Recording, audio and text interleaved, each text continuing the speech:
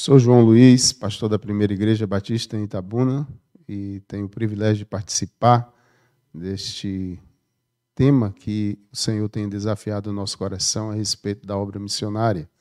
E eu queria chamar a atenção de vocês a respeito do texto de Atos, capítulo 11, a partir do versículo 19, que nos traz esta reflexão a respeito do propósito de Deus para que a sua mensagem seja pregada em todos os lugares. O texto nos diz: então os que foram dispersos por causa da tribulação que sobreveio a Estevão, e espalharam até a Fenícia, Chipre e Antioquia, não anunciando a ninguém a palavra, senão somente aos judeus. Alguns deles, porém, que eram de Chipre e de Cirene, que foram até Antioquia, falavam também aos gregos, anunciando-lhes o evangelho do Senhor Jesus. É interessante que a igreja do Senhor cresceu, surgiu com a ascensão de Jesus, e era uma igreja determinada, uma igreja que cumpria o seu propósito, uma igreja que entendia completamente o alvo de alcançar pessoas até os confins da terra. Aquilo que nós entendemos como uma mensagem que nos desafia a obra missionária é Atos capítulo 1, 8, que nos foi comissionado para que pudéssemos anunciar em Jerusalém, Judéia, Samaria, até os confins da terra. E a igreja, como vemos nos relatos do livro de Atos, a igreja crescia, a igreja se expandia, a igreja era uma identidade para a população, porque muitos eram levados a crer no Evangelho através do testemunho, da mensagem, através daquilo que os discípulos estavam fazendo. E nós vemos, basicamente, que a igreja se expandia, e a igreja, em meio a tantas confusões, em meio a tantos atritos, as perseguições do império, ainda assim a igreja prevalecia. A igreja crescia em número, a igreja tinha a recepção por parte de toda a sociedade, em meio ao governo, em meio aos judeus, mas a igreja se expandia. Mas a igreja também foi tomando a sua forma de entender o evangelho somente para si. E o que vemos nos relatos dos primeiros capítulos de Atos é que os discípulos perderam a noção de que o evangelho deveria se expandir e alcançar os confins da terra. Porque o que vemos é uma igreja que vai crescendo em número, mais em número daqueles chamados judeus. E esse texto do capítulo 11, então, nos traz essa reflexão que a igreja já havia passado por uma perseguição.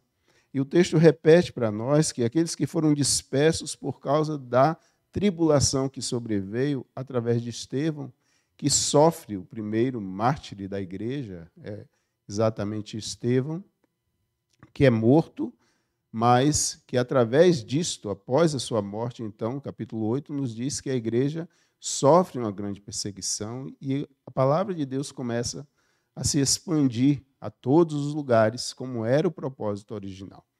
Mas ainda assim, no capítulo 10, nós vemos aquele momento tão desafiador para nós a respeito da reflexão missionária, quando Pedro é constrangido pelo Senhor a ter esta reflexão sobre os gentios, aqueles que eram considerados pelos judeus como animais, como aqueles, o povo excluído, que não mereciam a dádiva de receber ao Deus eterno. E é justamente nesse percurso dessa discussão de Pedro, desse confronto de Pedro com Deus, que o Senhor o leva a entender que havia, além dos judeus, um povo considerado gentil, chamado gentil, tratado como gentios, mas que careciam e buscavam também conhecer ao Deus verdadeiro. E é esta a experiência que Pedro tem.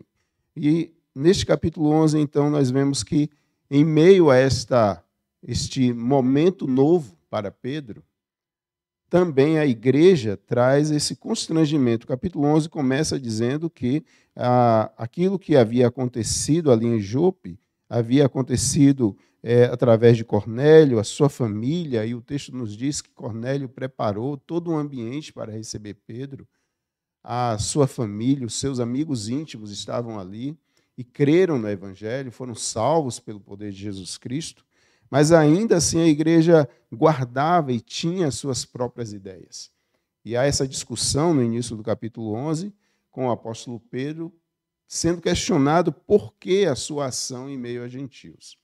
Mas o texto que nós lemos, a partir do versículo 19, revela-nos que aqueles que estavam afastados, que foram dispersos, que estavam sofrendo perseguição, eles não se calaram. E nós vemos que o texto nos diz que eles se espalharam até a Fenícia, Chipre e Antioquia, e não anunciavam a palavra de Deus a ninguém senão aos judeus.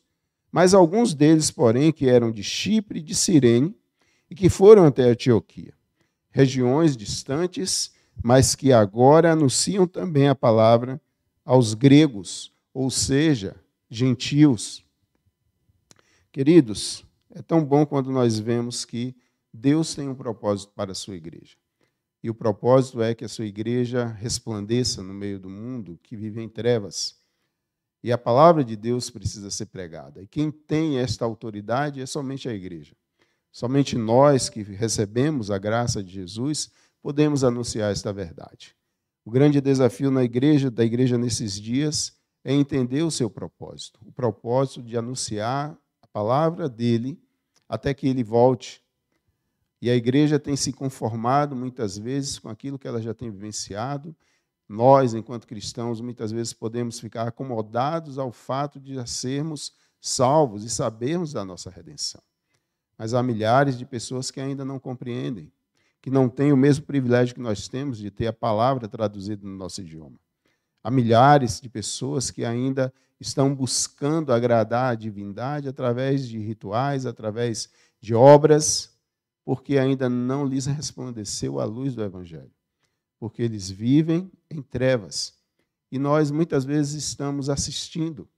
Nós ouvimos noticiários, ouvimos relatos próximos, distantes de nós, a respeito de pessoas, de vidas que são ceifadas sem terem a experiência de Jesus Cristo como Salvador. E nós, o que estamos fazendo? Quando nós olhamos para o capítulo 13 do mesmo livro de Atos, nós vemos que a igreja ela está crescendo e a igreja está tomando proporções diferentes. É o que acontece com a igreja de Antioquia. Então, o texto nos diz, em Atos, capítulo 13, a partir do versículo 1, havia na igreja de Antioquia profetas e mestres, Barnabé, Simeão, por sobrenome Níger, Lúcio de Cirene, Manaém, Colasso de Herodes e Tetrarca e Saulo. E servindo eles ao Senhor e jejuando, disse o Espírito Santo: separai-me agora, Barnabé e Saulo, para a obra a que os tenho chamado. Então, jejuando e orando e impondo sobre eles as mãos, os despediram. Veja que o relato agora diz que a igreja de Antioquia ela é composta por pessoas que estavam distantes do Senhor, que ouviram o Evangelho. E aqui, dentre esses, nós podemos destacar que havia ali naquela igreja pessoas da África, que está dizendo Simeão por sobrenome Níger, Lúcio de Cirene, e aí nós podemos até relembrar que aquele José que foi constrangido a levar a cruz de Jesus era de Cirene. Então, e além disso, nós vemos aqui Manaém, Colasso de Herodes, o tetrarca, ou seja, um irmão de Herodes, aquele que estava no império perseguindo os cristãos, dentro do império, dentro do palácio, a palavra de Deus já havia transformado vidas. E este agora está servindo ao Senhor na igreja de Antioquia. A igreja que é uma referência para nós como igreja nos dias de hoje, de uma igreja missionária, de uma igreja que entende o seu propósito. Nós, nosso tempo, precisamos compreender este propósito, o propósito do Senhor para nós enquanto indivíduos. Em cada lugar onde estivermos, nós podemos considerar que Atos 1:8 nos diz que nós estamos em Jerusalém, mas nós precisamos ir à Judéia, Samaria, até os confins da terra. Mas onde é os confins da terra? Quando nós compreendemos que os confins da terra é exatamente onde há pessoas que ainda não conhecem Jesus, nós poderemos entender que também perto de nós há aqueles que estão nos confins da terra, porque não conheceram a Jesus. A igreja, ela é chamada para fazer a obra missionária simultaneamente, tanto aqui como até os confins da terra. Então, o que nós estamos fazendo? Qual a nossa disposição? Qual o propósito da nossa vida? O quanto nós estamos investindo a nossa vida para honrarmos ao Senhor que nos salvou por sua graça. Então, que possamos meditar sobre a expansão do Evangelho. O Evangelho que transforma, o Evangelho que liberta, o Evangelho que nos dá segurança nesses dias maus, da esperança que ninguém pode tirar de nós.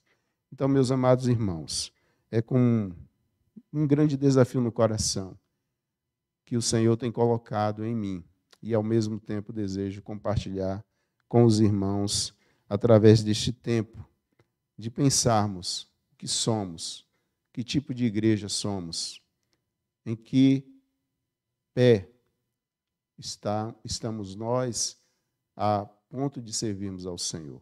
Quão formosos são os pés dos que anunciam boas novas. Esta deve ser a nossa grande disposição.